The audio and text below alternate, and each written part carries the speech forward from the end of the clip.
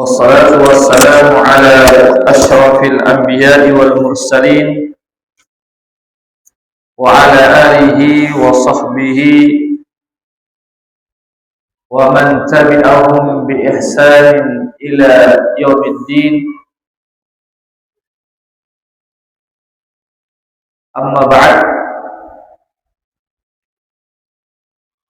Bapak-bapak hadirin jamaah salat maghrib dan isya yang senantiasa dirahmati Allah. Pertama-tama kita senantiasa memuji Allah Subhanahu wa taala dan bersyukur kepadanya atas segala limpahan rahmat dan hidayahnya,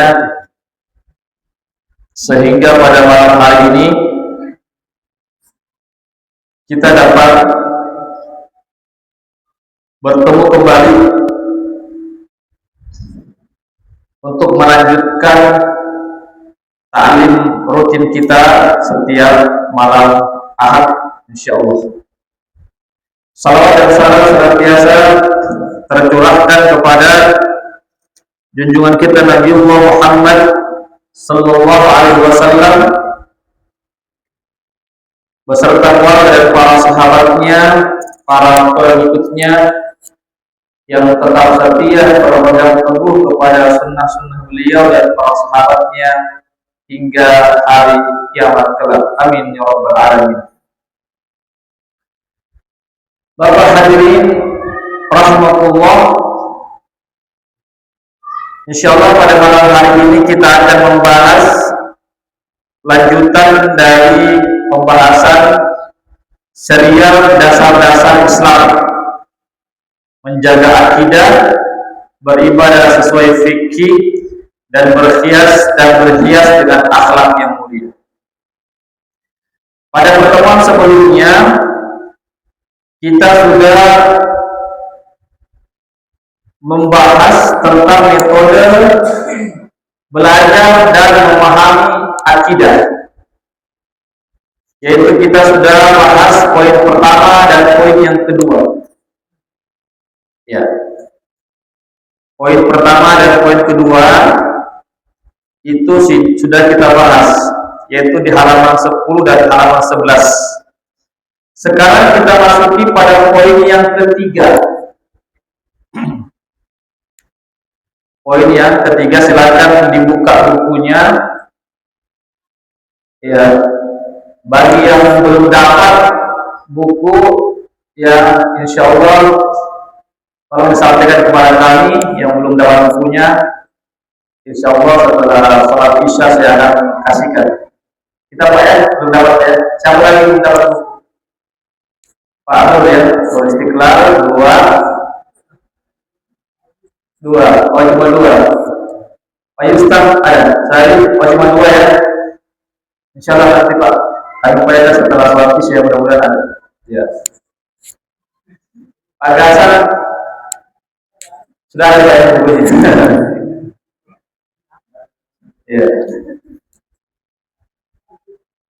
Baik, kita lanjutkan.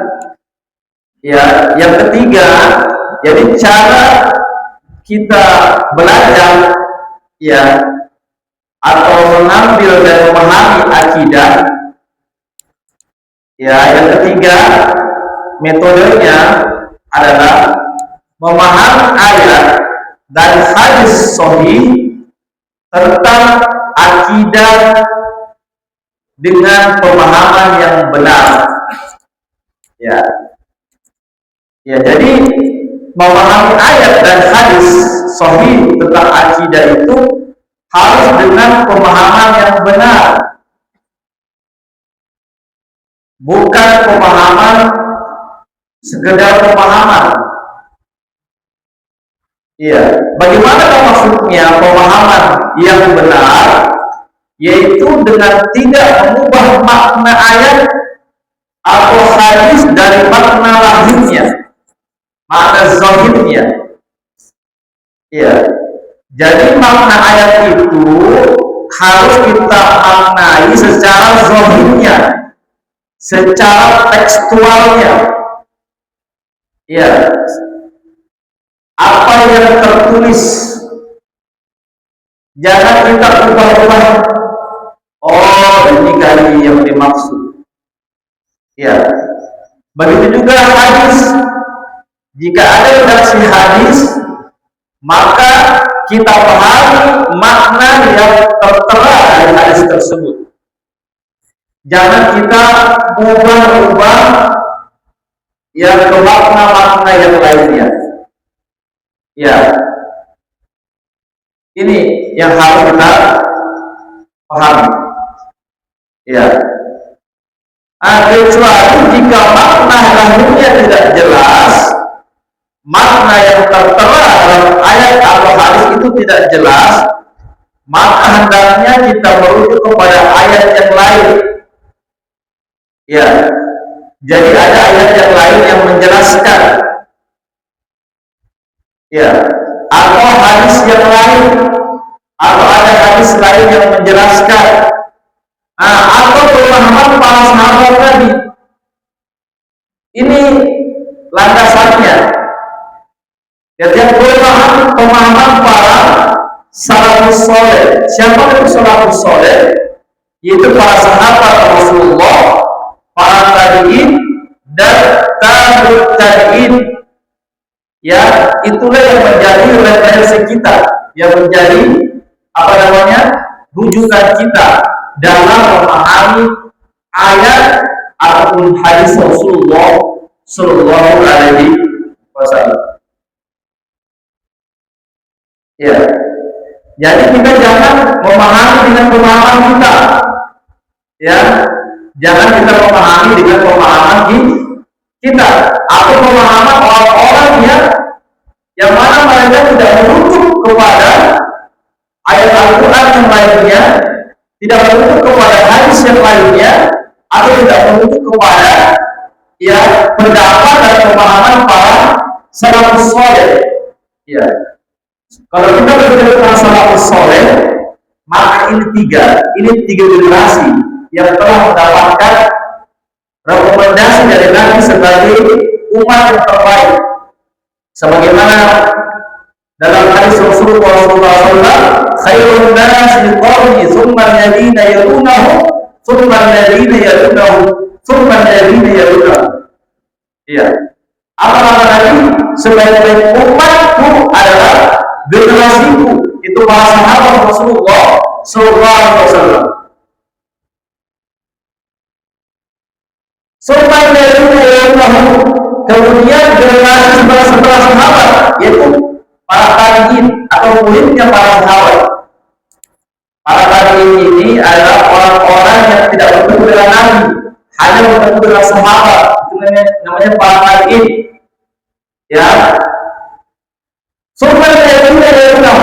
Kemudian orang-orang yang datang setelah para tabi'in namanya tabi'ut tabi'in, namanya tabi'ut tabi'in, yaitu orang-orang yang tidak bertemu dengan sahabat lain.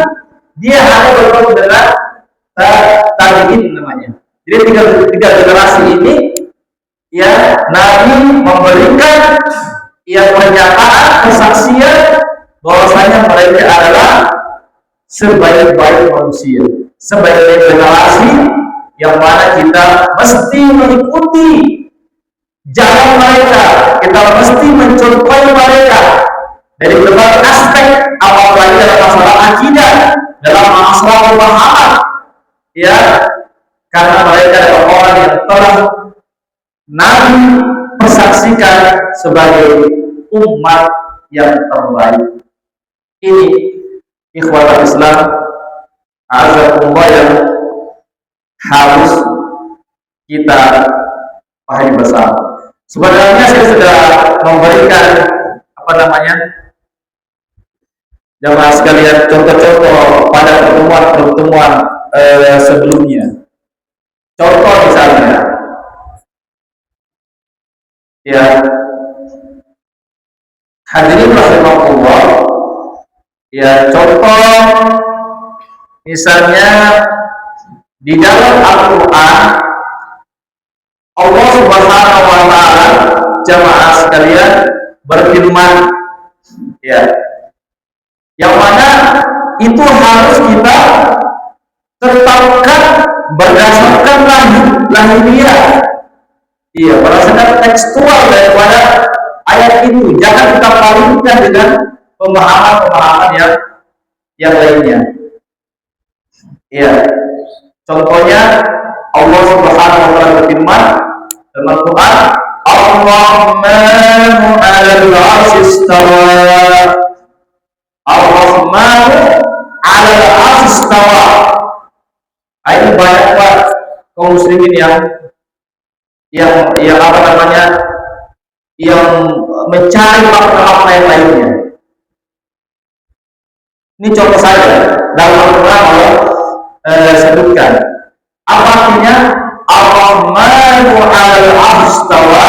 Ar-Rahman, Allah itu beristiwa di atas arsy. Beristiwa di atas arsy. Istiwa itu bahasa Arab. Istiwa itu bahasa Arab. Kalau kita buka kamus bahasa Arab, ya, istiwa itu artinya menetap. Istaqarra wa ala. Silakan kita buka kamus bahasa Arab dari Arab ke Arab. Namanya dari terjemahan Arab ke Arab. Istawa artinya menetap dan berada di ketinggian. Istaqarra artinya menetap. Wa ala artinya berada di ketinggian. Aras, sekarang kalau saya menanyakan aras, di mana aras Pak? Kemana tangan kita?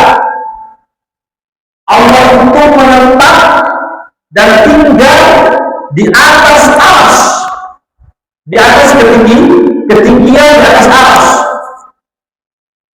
Kalau saya bertanya, di mana aras, di mana tangan kita menunjuk? Pasti ke atas ya. Tidak ada bentuk aras ke samping, ke bawah, ke belakang, ke depan, ke atas, atas.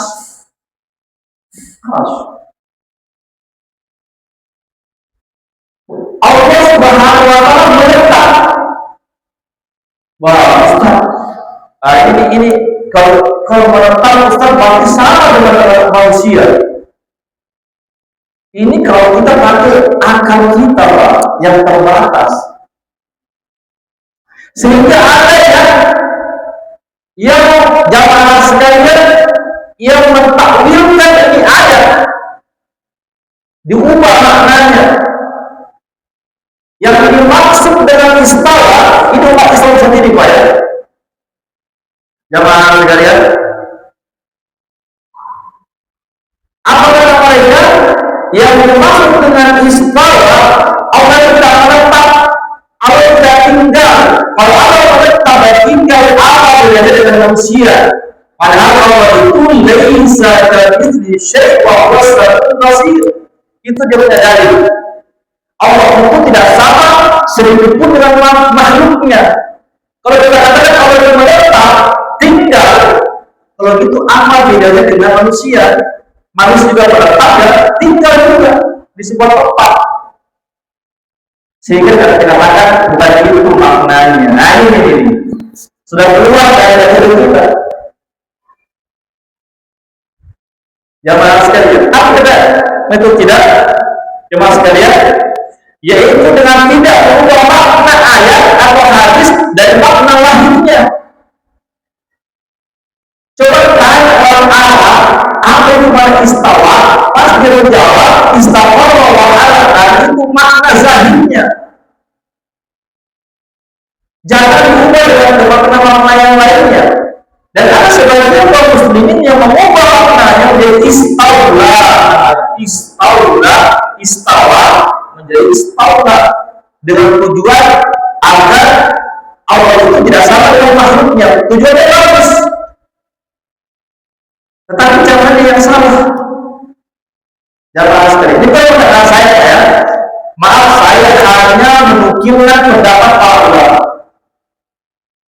Jamaah sekalian, saya cuma menukilkan, menyampaikan pendapat ulama para salafus saleh. Jadi menetapkan makna zahirnya, tekstualnya, bukan kontekstualnya, itu sejak zaman salafus soleh, sejak zaman sahabat Nabi, para tabi'in dan tabi'in. Sekarang yang baca kitab siapa? Kita atau orang-orang terdahulu dalam masalah agama? Ya mereka para sahabat Nabi. Karena para sahabat Nabi mereka hidup bersama Nabi.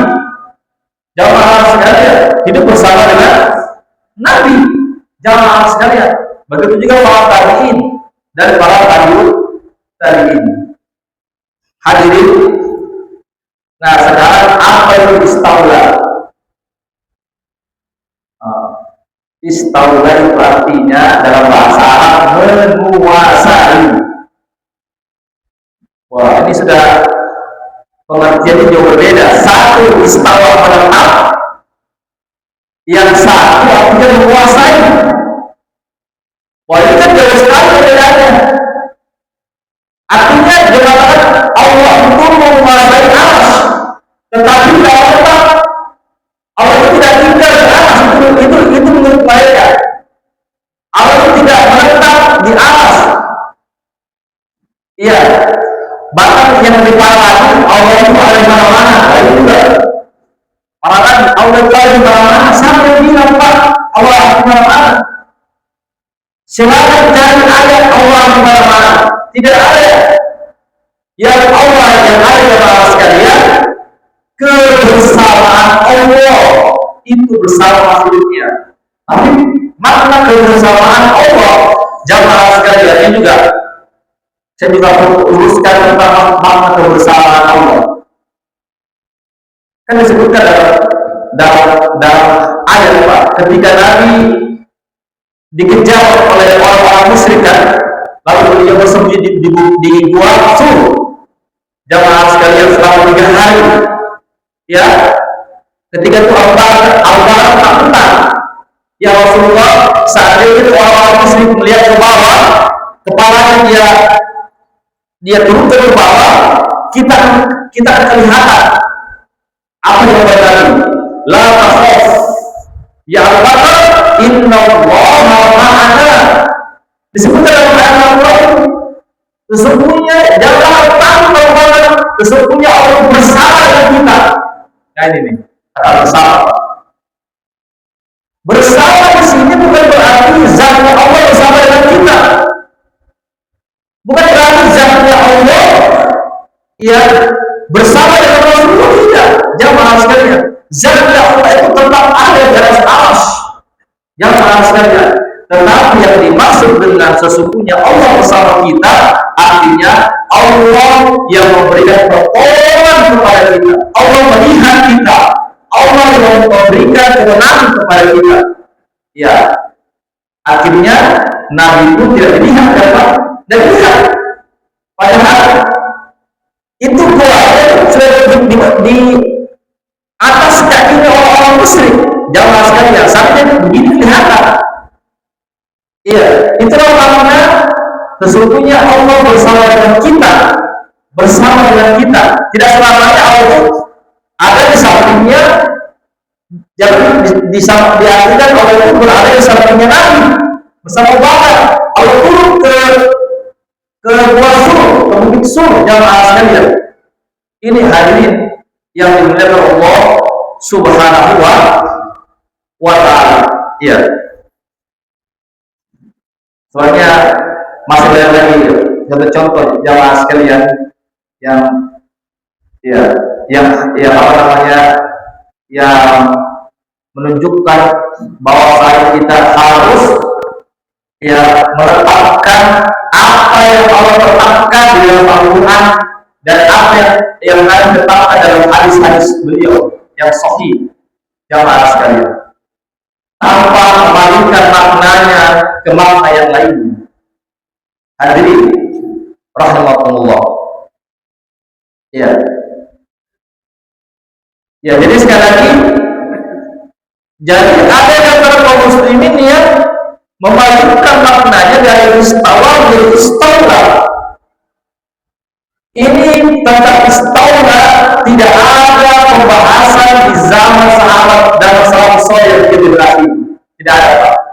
Tidak ada di zaman sahabat Nabi, tidak ada di zaman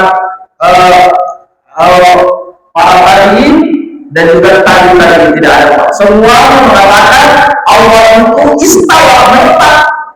Hanya saja Allah menetap di atas arasnya, di ketinggian, dan arasnya itu tidak sama dengan menetapnya dan berada di ketinggian makhluknya, tidak sama. Tidak sama. Jamaah sekalian. Ya, sebagaimana tidak samanya zatnya Allah dengan zatnya makhluk.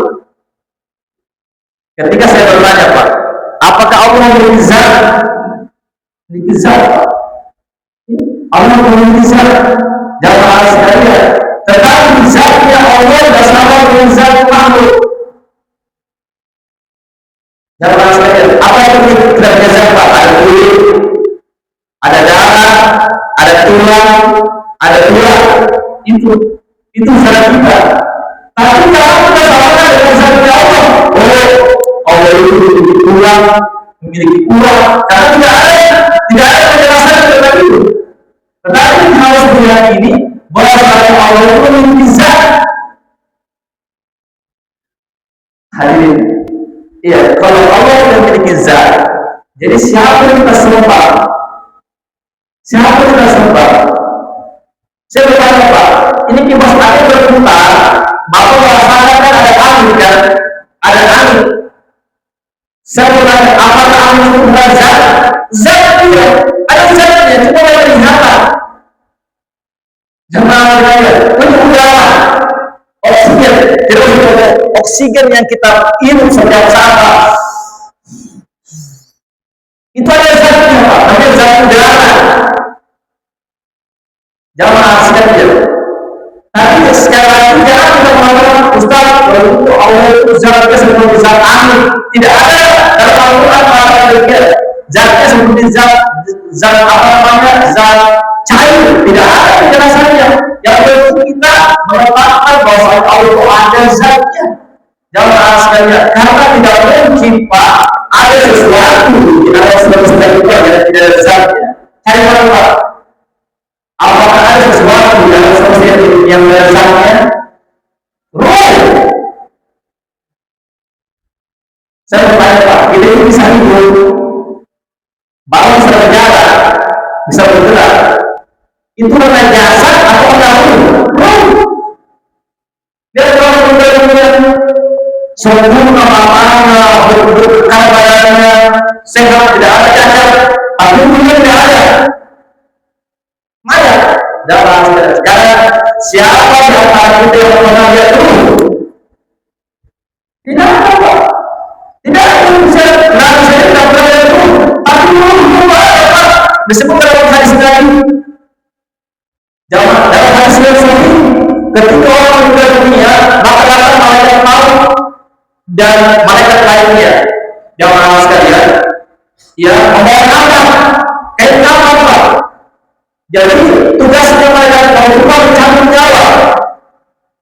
Jangan sekalian dicabut nyawa, dicabut. Kalau orang kafir disebutkan, ketika orang kafir mencabut nyawa, itu mungkin tidak orang cabut, Pak. Lain, Pak, lain ya. Lalu bawah. Jangan sekalian. Makanya yang saya dari subuh sampaikan, Pak, wajibnya sejati Allah. Jadi mereka yang mencabut nyawa ada dengan keras. Dipaksa keluar, Pak. Ruhnya, jamaah sekalian. Seperti apa sebutkan dalam hadis, jamaah sekalian? Seperti panah yang menusuk di daging, Pak. Bayangkan panah atau musuh, Pak, yang menusuk, Pak. Itu sekarang ditarik berusaha, Pak. Itu ruh, jamaah sekalian. Setelah itu disimpan di sebuah kamar, kamar. Jamaah sekalian.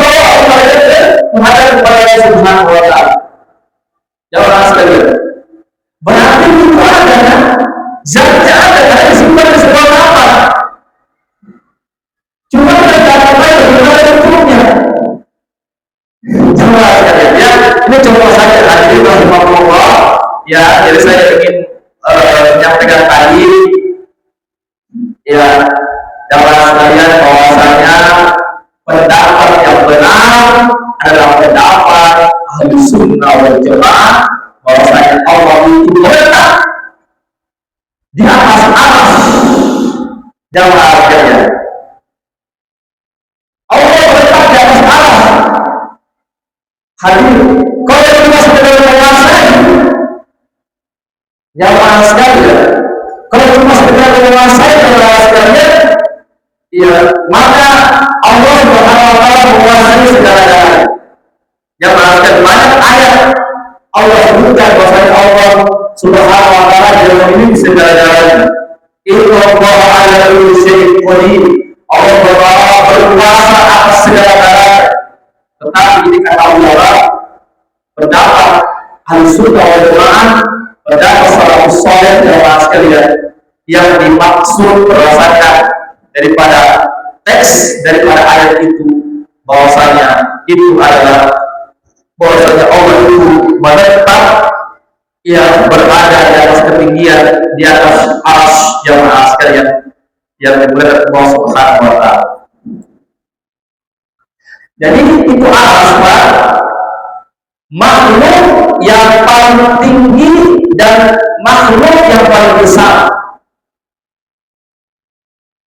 Jamaah sekalian, itu arsy makhluk yang paling besar dan makhluk yang paling tinggi tempatnya, karena dia berada di atas langit yang ketujuh.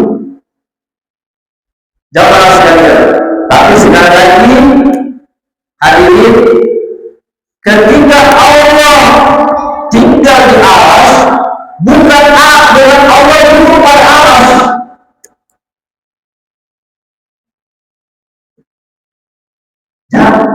Bukan berarti Allah beda dengan kita.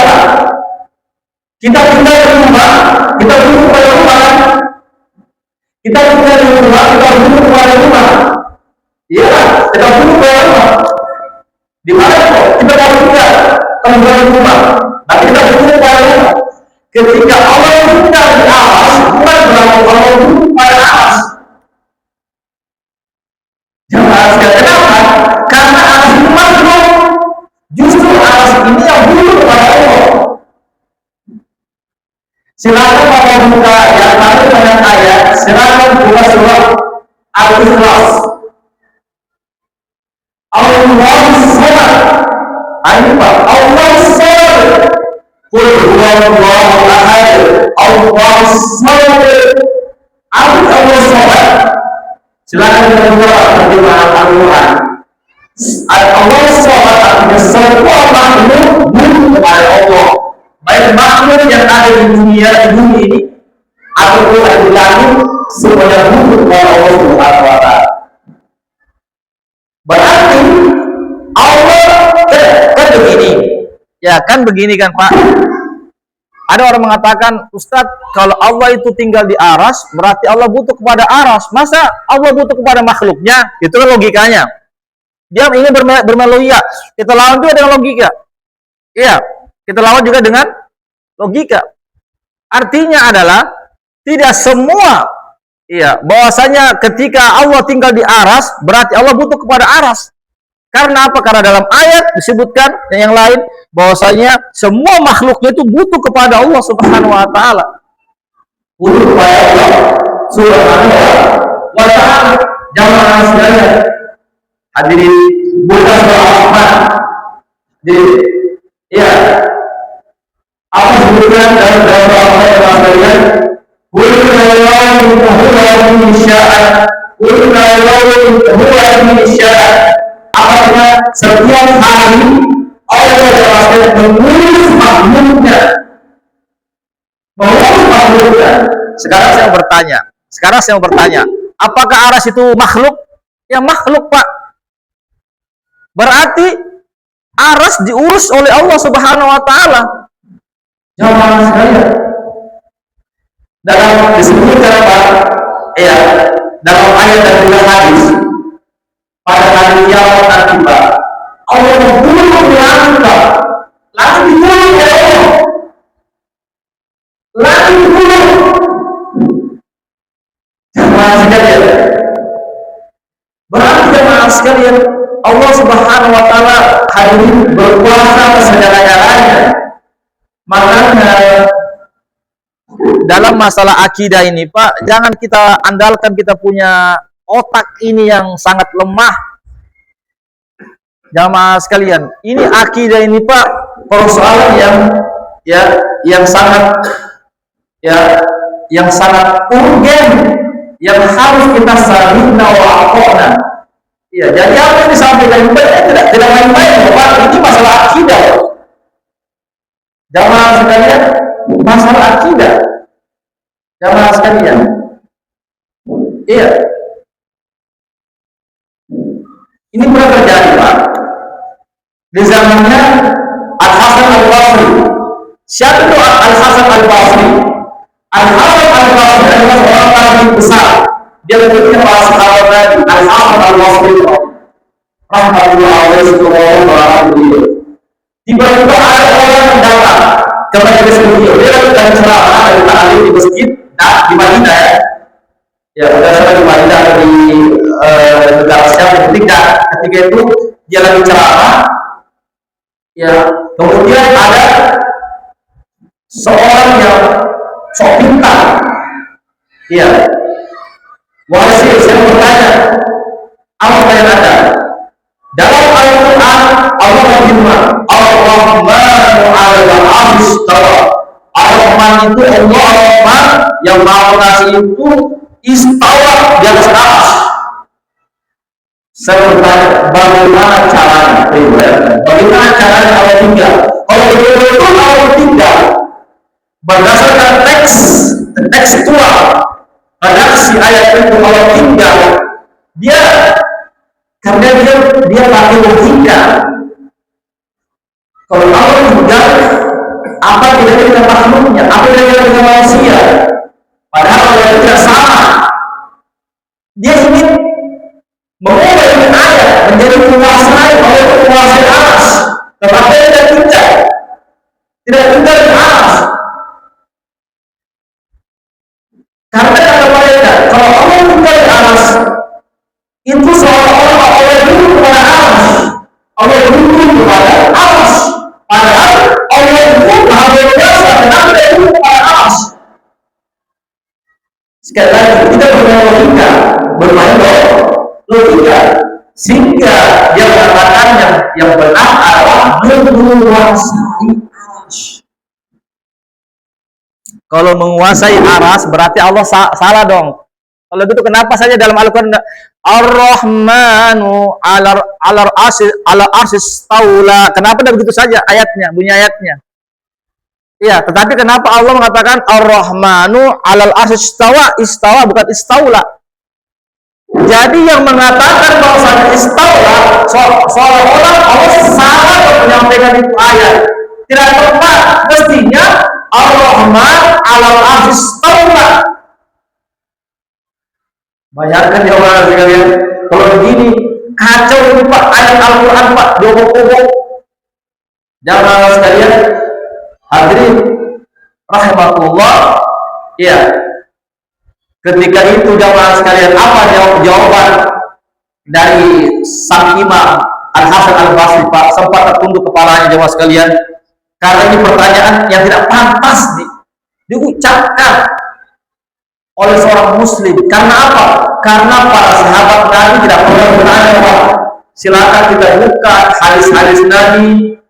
Sahabat tidak pernah bertanya, ya Rasulullah, kan Allah kan menyatakan dalam Al-Quran Allah itu beristiwa, tinggal di aras. Bagaimana caranya? Sahabat tidak pernah bertanya, Pak. Tidak ada hadis, sekalipun hadis lemah tidak ada jamaah sekalian. Tadi sahabat sami'na wa ata'na, bahwa betul Allah tinggal di aras.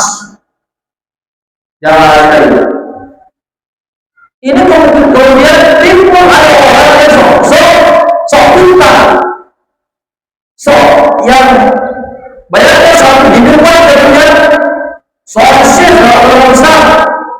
Kalau itu bagaimana cara menjelaskan kepada dia bagaimana caranya Allah tinggal. Sempat yang imam ditundukkan kepalanya, karena ini pertanyaan tidak pantas diucapkan seorang muslim. Mestinya ketika sahabat tidak pernah bertanya tentang masalah itu, maka tidak bertanya. Kan begitu kan? Maksudnya salah bertanya. Tapi kenapa salah tidak bertanya? Berarti ahli mesti tidak. Jangan bertanya masalah itu. Jamaah sekalian yang dimuliakan Allah Subhanahu wa ta'ala. Apa jawaban al-Imam? Al-istiwa ma'lum wal kayfu majhul wal iman bihi wajib. Ini bukan ayat, ini perkataan sang Imam Al-Hasan Al-Basri. Ya. Imam Al-Basri. Ya, itu sebenarnya perkataan Al-Basri, begitu juga perkataan Imam Malik juga, termasuk juga Imam Malik, jamaah sekalian. Wasu'alu anhu bid'ah. Iya. Apa kata sang Imam? Iya. Apa kata sang Imam? Ya, ini kepada Al-Basri, Imam Malik yang tepatnya dari Imam Malik. Imam Malik ini masuk dalam kategori tadi namanya Imam Malik, ya salah Imam Mazhab yang 4 yang hidup di kota Madinah. Ya, apa kata Imam Malik? Ya, ketika ada orang bertanya, jamaah sekalian, tentang bagaimana caranya Allah itu tinggal di aras, apa kata sang Imam? Istiwa, maka istiwa itu sudah diketahui artinya. Sudah diketahui artinya, maknanya, maklum. Apa itu maklum? Artinya sudah diketahui maknanya istiwa. Artinya maknanya adalah tinggal dan tetap di atas ketinggian istiwa. Ya. Wal kayfu majhul. Adapun cara ini, kan bertanya bagaimana caranya. Apa yang Imam Malik bin Anas beliau mengatakan, adapun cara tinggalnya, maka itu tidak diketahui bagaimana cara tinggalnya. Ya, sebenarnya cara tinggalnya bagaimana? Bagaimana cara menetapnya di atas? Itu tidak diketahui. Kenapa? Karena tidak ada ayat yang menjelaskan demikian bagaimana caranya. Tidak ada hadis Nabi, tidak ada perkataan sahabat yang menjelaskan bagaimana caranya. Tidak ada. Jamaah sekalian, oleh karena itulah Imam Malik mengatakan ada cara yang bagaimana tinggal di atas kita yang kita dulu bagaimana caranya. Yang berikutnya tinggal, ya, yang berikutnya tinggal bagaimana caranya tinggal itu, iya, tidak ada ayat ataupun hadis yang menjelaskan demikian. Dan para sahabat tidak pernah bertanya kepada ya Rasulullah, bagaimana cara tinggalnya Allah, bagaimana cara menetap Allah dan sahabat. Tidak ada ayat, tidak ada hadis, tidak ada perkataan sahabat yang bertanya kepada sahabat tentang masalah itu. Jamaah sekalian, kemudian apa kata Imam Malik? Wajib iman bihi wajib beriman bahwa kalau tinggal di atas alam itu wajib. Jamaah sekalian, wajib kita iman, Pak. Kita yakini bahwa Allah tinggal. Jamaah sekalian, wasu'alu anhu bid'ah, menanyakan bagaimana caranya untuk bid'ah. Bid'ah perkara yang baru yang tidak pernah dikerjakan oleh Nabi dan para sahabatnya. Ya, kemudian jangan sekalian karena orang itu melawat, akhirnya orang dikeluarkan dari masjid tua. Jamaah sekalian, apa kata Nabi? Apa kata Imam Malik? Saya lihat engkau adalah pelaku bid'ah. Karena apa? Karena para sahabat tidak pernah menanyakan tentang perkara itu. Jamaah sekalian, dan dia tahu, dan orang itu tidak tahu apa namanya? Tidak tahu dia menerima pendapat pertama, tapi dikeluarkan dari majelis, bikin rusak saya majelis. Jamaah sekalian, itu sudah cukup, Pak. Ya sekali lagi Imam Malik itu Pak, gurunya Imam Syafi'i. 4 mazhab ya. Imam Abu Hanifah yang pertama punya murid bernama Imam Malik. Imam Malik punya murid namanya Imam Syafi'i. Imam Syafi'i punya murid Imam Ahmad. Imam Ahmad bin Hanbal yang disebut dengan 4 mazhab namanya. 4 mazhab. Kalau di Indonesia ini lebih terkenal dengan mazhab Syafi'i. Mazhab Syafi'i. Kalau di Saudi Arabia, Arab Saudi itu Timur Tengah itu lebih dekat pada Imam Ahmad bin Hanbal. Jamaah sekalian. Kalau di daerah Maroko, Tunisia, daerah Aljazair itu mazhab Malikiyah. Kalau daerah Pakistan, India, Bangladesh itu mazhab Abu Hanifah. Ya, Mesir itu juga kebanyakan, Malaysia kebanyakan mazhab Syafi'i, termasuk Indonesia ini. Ya. Artinya yang saya harus bawa, siapa yang ragu terhadap perkataan Imam Malik katakan di antara kita? Apakah yang ragu dengan perkataan dari Imam Malik tadi tentang makna istiwa? Tidak ada. Kenapa kita tidak? Kenapa kita tidak ragu? Karena Imam Malik. Siapa Imam Malik? Jemaah sekalian, Imam Malik yang kedua. Jemaah sekalian, murid daripada Abu Hanifah, guru daripada Imam Syafi'i. Hadirin, Imam Syafi'i pernah berguru kepada Imam Malik. Siapa yang daripada Imam Syafi'i?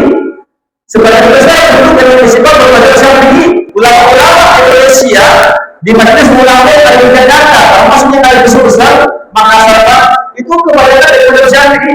Jemaah sekalian. Hadirin, oleh karena itu hadirin, ya tidak ada jalan bagi kita kalau kita ingin selamat dalam masalah akidah. Contoh saja Pak, kita harus ikut kepada pendapatnya Imam Malik. Jamaah sekalian.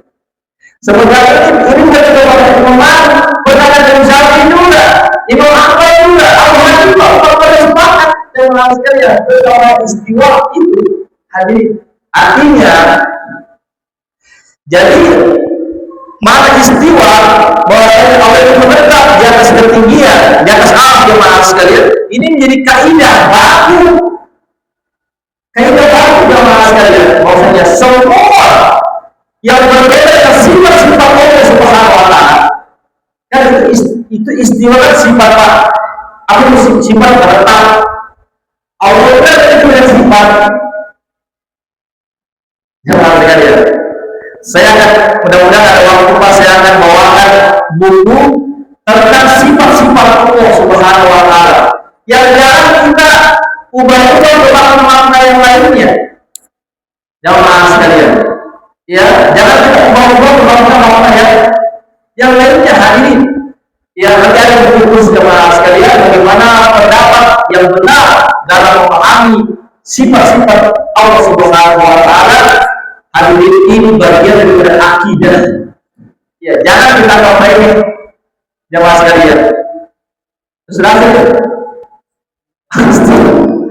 lupa sini jawab. Ya, insyaallah kita lanjutkan di pekan depan ya. Ya, mohon maaf ya lupa ya, ternyata sudah masuk waktu. Bagaimana Pak Muazzin? Kita ada bukan sini ya jawab. Wakilkan sebagai insyaallah nanti ada dari ibu-ibu pengurus menyiapkan makan malam. Ada makan malam ya. Jadi setelah salat isya kita makan malam, jangan langsung pulang. Ya kita makan malam dulu di belakang. Ibu-ibu sudah siapkan. Ya, bukan hanya sesi tanya jawab atau gimana Pak Firkan? Karena sudah ada nih. Oh ya, jawab. Satu penanya. Kalau mau tanya silakan. Kalau mau tanya, satu orang penanya silakan. Silakan mau tanya. Kalau ada bertanya. Ada yang bertanya? Tidak ada? Jelas ya? Iya jelas ya. Jadi kalau bukunya dibaca lagi, seandainya ada yang tidak jelas, bisa tanya ke saya. Bisa tanya saya, mau tanya lewat WA juga boleh, atau nanti pekan depan ditanya langsung boleh. Silakan dibaca bukunya ya, yang yang sudah dapat. Ya, ada pun yang belum, kita bayar belum dapat tadi sama Pak Ahmad Istiqlal. Insyaallah sebentar saya akan bawakan. Demikianlah teman-teman sekalian, mohon maaf atas segala kekurangannya, kesempurnaan hanya milik Allah, kesalahan dari kami pribadi ataupun dari godaan syaitan yang tertutup. Kami akhiri dengan baca doa majelis. Subhanallah wa bihamdik, asyhadu an la ilaha illa anta, astaghfiruka wa atubu ilaik. Wassalamualaikum warahmatullahi wabarakatuh.